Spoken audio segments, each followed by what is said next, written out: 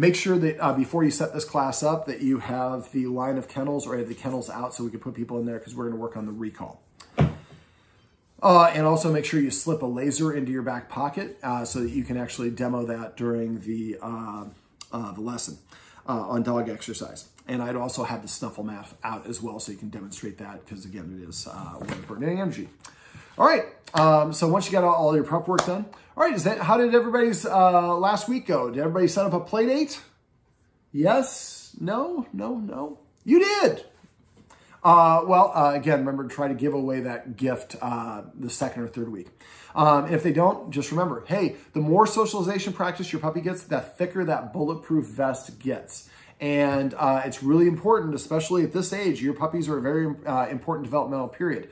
A lot of people mistakenly stop socializing their puppies early, and then the puppy develops a behavior problem later on because they got out of the groove. Remember, your puppy's true personality doesn't start setting until it's about 9 months, and then it's after that you can still do some work, but the first 9 months are the most impactful. And we've had a lot of people that they think their puppy's great because at 6 months it's loving everybody, and they stop socializing it, and then that 8th month they go through puberty. A lot of times they develop aggression or territorial or possessiveness and things like that. So it's really important to continue socializing your puppy really through 9 months, but especially through puberty. And puberty is usually somewhere between about 6.5 and 9 months, depending on the breed. Let me see. Remember to think of your time now as an investment. The more time you socialize your puppy now, the more productive it's going to be later. I promise you, if you don't get your puppy that confidence now, you're going to spend hours and days and weeks later on trying to rebuild it. And it's a lot of time. It's a lot of work. It's frustrating at times. Right now, it's fun. You get to watch your puppy play with another puppy. When you're doing those play dates, remember to continue giving them those timeouts whenever the play intensity gets too high. Even if it's not aggressive, we just want them to learn not to play too high because if they get too out of balance, that's when the mistakes do typically happen. All right, last week we talked about rules. I want to go around the room and see if anybody added any new rules. Did you add any new rules to your dog's life? Now remember, if they struggle, we define a rule as things the dog likes to do, wants to do, has the ability to do, but doesn't do without an invitation or permission from you. The example rules that we suggest: not being allowed on the furniture, and having to sit at the door or before we cross the street or before they exit the kennel, not being allowed in the kitchen when we're preparing food, not being allowed the humans when the humans are eating, having to wait to eat after the human eats first. Let me see. And if they, be careful if they say, well, yeah, we also make the dog do that. Are there any other rules that you have? Ideally, we'd like to have 4 or 5 rules. Remind them, hey, in the dog world, burning energy is a form of currency. By burning the energy, that's your way of saying that you mean something. And dogs also kind of gauge your intents by if you're willing to get up and go over and enforce the rule.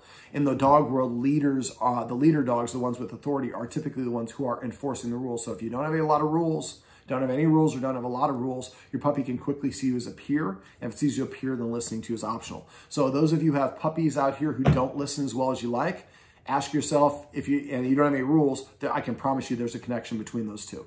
So if you have a puppy that's not listening to you, the more you enforce those rules, the better.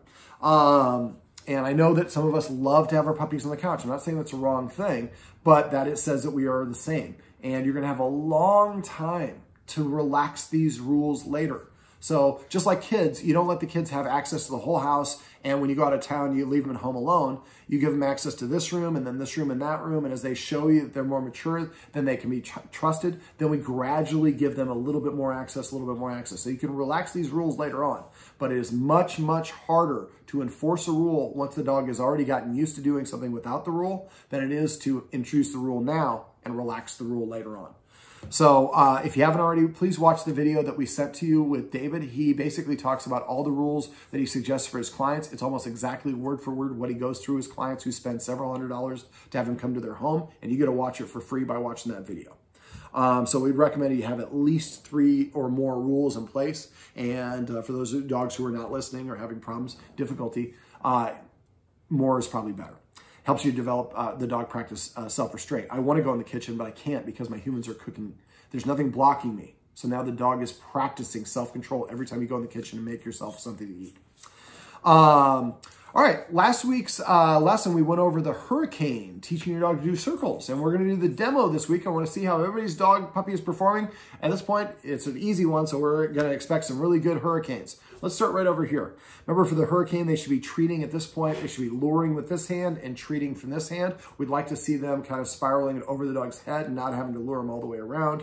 And they should be able to do the spin very, very easily. If they can't get it going that quickly, hey, did you get a chance to practice this last week? No, well, this one, you know, like I said, it's not a super, it's not like the leave it command or something that you're going to use a ton, but it does help if your dog gets mounted. But it also is a nice way to distract your dog, and it's also fun to get them to do something fun that's really easy. So please go back and watch that video because it's super duper easy, and it's a nice little fool's errand to send your puppy on. If it's barking a squirrel, you say circle or hurricane or whatever it is. It's a nice way to distract them. All right, okay. Let's get done with the demo. All right, how many people here have a puppy that is got a lot of energy? Zooms around the room at dusk or jumps up and yeah. Well, dogs are supreme athletes, and we really often under-exercise our dogs. It's one of the first questions David's asked his dog behavior clients, and about 95% of his clients, when he says, how much exercise does your dog get each day? 95% of the people say not enough. We all know that we're not getting our dogs not enough exercise. So puppies, and adult dogs sleep anywhere from about 12 to 17 hours a day. Smaller breeds sleep a little bit less. Larger breeds typically sleep a little bit more. When they're sleeping, they're charging up their batteries. And when the batteries are 100%, they're ready to run around. So exercise for dogs is best done in shorter sprints multiple times a day, ideally every 2 to 4 hours. Now, it's important, dogs get what we call the zoomies, or have a big energy spike at sunrise and sunset. There's nothing wrong with that, but it's one of those things that if it bugs you or it comes during dinner time or when maybe the kids are doing their homework or whatever, exercising your puppy before they demonstrate that they need it is a great way to burn that energy out early and avoid the zoomies. Just make sure that your puppies have what's called make sure your puppy gets at least 10 minutes to recover after the end of exercise before the next thing. So if you exercise before puppy class, exercise a little bit, give them 10 minutes to rest before you leave to get in the car to come here. Don't count the car ride because that won't work. But if they're still panting, their mouth is open, they're dry panting, then you want to give them that time until the panting slows down a little bit. Now, dogs also, it's important to note, dogs have what's called a distended stomach. It just kind of hangs. It's not attached to anything. So when there's food in it, it can swing around like a pendulum, and it can actually fold over or flip, and it can be fatal. So your dog should not exercise until it's been 90 minutes after they have exercised, after they've eaten before they exercise. Or preferably exercise them and after they recover, feed them afterwards. Be careful about feeding your dog too close to exercise, though. If they're too worked up, a lot of times they'll throw up whenever you feed them. All right. Let me see what else. So we're going to go over some creative forms of exercise.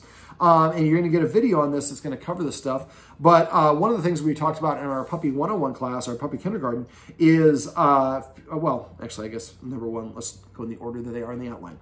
All right, so we're going to go over some creative forms of exercise, some things you can do to exercise your dog. Now, one quick note, and this is not in the outline, but please make sure you mention this each time. I'm going to go over some creative ways of exercising your puppy. However, these are repetitive activities, and some dogs have mobility issues or might develop a problem doing a repetitive exercise. So we'd like you to check with your vet before you practice any of these things, especially if you're like a dog that has proclivity to like hip dysplasia, like German Shepherds. They might not want your puppy running up and down the stairs. So, or doing dog skiing or things like that. So check with your vet, and if your puppy starts limping or having mobility issues after this form of exercise, also check with your vet, maybe discontinue that exercise. We want the exercise to help get that energy out but not make things worse. So some of the easy things you can do, one of the first ones is what we call scent games. You can just Google it. Basically, it stimulates the dog or the puppy by using their nose. When the dog or puppy uses their nose, it controls roughly about 60% of their brain. And dogs can't really focus on two things at once. So sniffing is calming for them. It is stimulating for them. It also burns energy. Dogs burn more energy on a walk by sniffing than they do from walking. And so scent games is really just hiding 5 treats around your house when your puppy's away. It comes in, you say, hunt, search, find it, whatever the fun word is that you want to use. Every time your puppy licks it up, you say hunt. And so now your puppy comes in from a potty break, you say hunt. And he's like, holy cow, there's like 5 treats around here. And then they run around the house, they're using their nose. When you're doing that, be careful you don't make the treat too hard. Don't put it under carpet. I found a lot of times the dogs will dig through the carpet to get it instead of flipping the carpet over. At first, it's really easy, and then gradually make it a little bit more challenging. We have some clients that actually play hide and seek. The kids are hiding in closets. The dog's got to use his nose to go around and find the people or a specific target or treats. There's a lot of versions of that game, so just Google it. Also, Fetch and the Fetch and the Doggy Stairmaster are also great ways to burn energy because the dog is running. Fetch is pretty obvious. Now, when we teach Fetch, we teach it by saying the word Fetch 3 times. As we throw the ball or the object, we say Fetch. When the puppy picks the object up, we say Fetch. So we hold a treat out, and when the puppy comes back and drops the object, we put the treat in their mouth and say Fetch. You want to try to, during Fetch, not take the ball away from the dog. You want to do that drop command. If you don't know how to do the drop, let me know and I can go over that with you. But the idea is to get the puppy to go get it, bring it over, or adult dog, and then drop it at your feet, and then you treat it or pet it, give it whatever it is, and pick it up and throw it again. So Fetch is great. Again, another activity they shouldn't do with it at full stomach. Doggy Stairmaster is essentially throwing treats up and down the stairs. Well, not throwing them down. So if you go to the top of the stairs, show your dog that you have the treat. When it's looking, throw the treat to the bottom of the stairs, come up with a funny word that means to go down the stairs. We like to use words like Mexico, Cabo, Hawaii, Australia, things like that. Warm weather destinations, usually what we think about, vacation spots. So remember, the treat goes in the mouth first, the puppy hears the command word afterwards. So you throw the treat, the puppy runs down there and licks it up. You say the word Jamaica when it licks it up. They show, hey, I got another treat. It runs the top of the stairs, give it another treat. Call it Denver or Aspen or Canada, somewhere that means go up the stairs. So that each down up is 1. You want to keep on doing this until your dog's like, you're crazy. I've been down there 88 times, I'm not going down there anymore. Remember, we want to do this, well, the first time you do this, you want to do it with an empty stomach, and you want to keep doing it until your puppy says, I'm not going to do it anymore, so you know what that maximum number is. So make sure you count each down up as 1, so you know how many. So maybe before a walk, you give your dog 10 up downs on the stairs, give it 10 minutes to rest, and then you go for a walk. You're going to find you're going to have a much better walk. You can exercise your dog to set it up for success. Before you have guests come over, exercising your dog. Just make sure it has that 10 minutes to recover. Before you're going to go for a walk is a great time to exercise them. If you know kids are going to be coming by once school goes back in place at 3 o'clock and your dog barks at kids at the window, well, maybe every day at 2:30 we exercise the dog and Doggy Stairmaster. Take that extra wind out of their sails. Let me see. Also, something else that you can do, I mentioned it briefly, but dogs burn more energy by sniffing on walks than they do from walking. So when you are walking, try to let your puppy sniff as much as possible. A lot of us, when we walk, we think of completing a circuit. We're going to walk out the door, we're going to walk around 5 blocks, and then return back through our door. So that's the end of our block. End of our walk. Max is, we're going to get a delivery, so I'm going to bark like crazy. Hey! So, hey. All right. So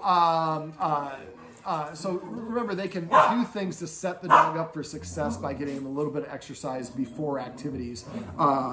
Just make sure that it's done, they get that Goldilocks. So they might need to play around with the elements. Sometimes maybe 10 up downs on the stairs or 15 fetches before this activity. But if somebody's gonna come over or we have the kids coming by after school, maybe we need to do 40 up downs on the stairs or whatever the case may be. So you play around with the elements, and also, just like us, we have different, some days we have more energy than others. The last thing we're going to talk about, a couple things we're going to talk about is using the nose. I talked about this a little bit earlier, but a dog uses its nose to control 60% of its brain. Well, if a dog has to work for its food, that is exercise, and especially if they're having to use their nose. So we like using, and this is called an Omega Paw treat ball. Make sure you have this one out as well. This is one of our favorite ones to use. We also have and you can pull out one of those giveaway toys. This is an Omega, or this is from PetSafe. This is called a Moo toy, or whatever it's called. Look at the tag.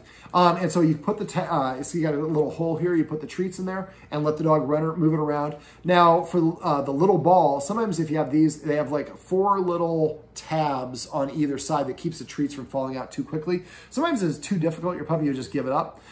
And stop playing with that toy. So if that's the case, I usually pull one of those tabs out, and that makes the treats come out a little bit faster, easier. The Omega Paw treat ball is one of the ones we love to, and that's a great one if you have guests come over and the dog's a nuisance. Put that thing full of food, let it nudge it around while you're talking with your guests. Preoccupy your dog, also gets exercise, it's stimulating, it burns It's a great benefit. Feeding your puppy out of the snuffle mat is a great way. Snuffle mat is not quite a walk, but it's close to a walk. So you feed your dog 2 or more times a day. Well, if every time you feed it out of a snuffle mat, if you feed it twice a day, that's basically a walk that you add in by doing something right now you're doing anyways and feeding your dog. You can only do that with dry food with the snuffle mat. If your puppy doesn't get it all, when you get done, just roll up the snuffle mat, put it away, and then you can use that food for the next one. The last one I'm going to show you is something that's appropriate for some dogs, but not for all dogs. Now, this is your basic laser. And as you can see, I'm going to throw it on the floor in front of your puppies, and we're going to see who, there we go. Oh, very interested. That's good. Well, now this is interesting. As you see, not interested in the laser. Some dogs can't see it, or some dogs, if they see it, they don't care. Okay, well, there's an example of what I was about to talk about. So some dogs should not chase the laser. They get too out of balance, too excited, too worked up. And some dogs, if puppy starts whining or whimpering, drooling heavily, panting heavily, like freaks out and won't listen to you, that might not be a healthy tool for your dog to use. We want to come up with tools that are going to be making it easier to have a puppy, not making it worse. Now, laser is going to kind of get them more worked up, and it's a good way to burn some energy. David has a woman that comes to his house during the wintertime, and she doesn't want to walk the dog, so she sits in his kitchen, and through the window, she has his dogs running laps in the backyard chasing this little red dot. Now, this does activate their prey drive, so terriers, some hunting breeds, this can create some issues. Also, if you have dogs that maybe your puppy and an adult dog that maybe has some behavioral issues, maybe don't do it with them together because they're in that really enticed mode, or really heightened mode. Sometimes that'll cause one dog to go after another. We obviously don't want that to be the case. So that's a case, and they're not overly aroused, but they really enjoy it, but they might go after each other. Maybe just do it with them separately. Now, when I'm doing it, I make sure it's a very gradual line, trying to make it not jerky, because if it's too jerky, then they stop following it quicker. Also, make sure if they ever look at the laser and they look up here, they see the thing that jumped off the floor to here, so make sure you let your finger off. The ones that I'm using is a flashlight, so it's a constant on. Most of them are on with a click.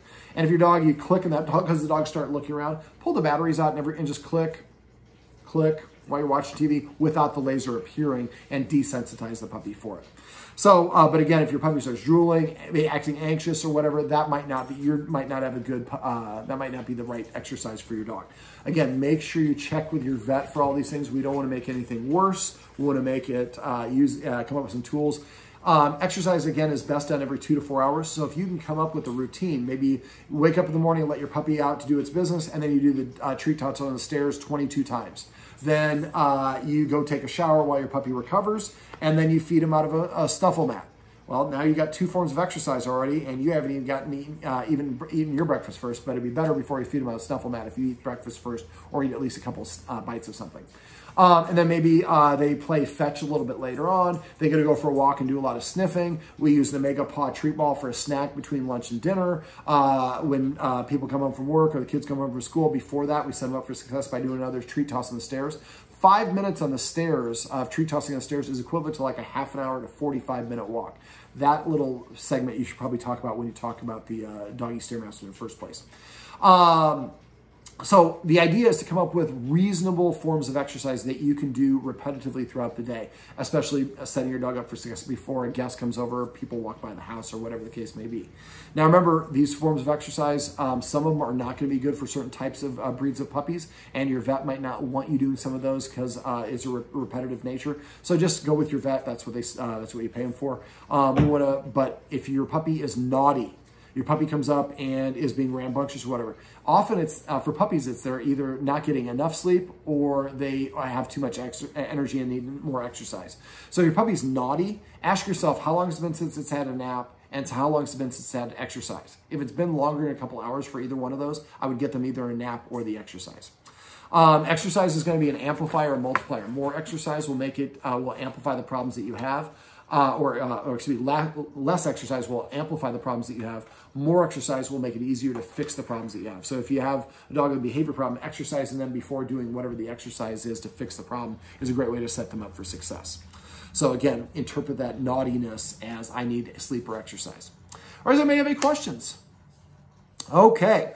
Well, does anybody here have a puppy that does not come to them every time that they call? Yep, mostly hands up. Well, today's your lucky day. We're going to teach you how to teach your puppy to come on command. Look at that. Good timing for Callie.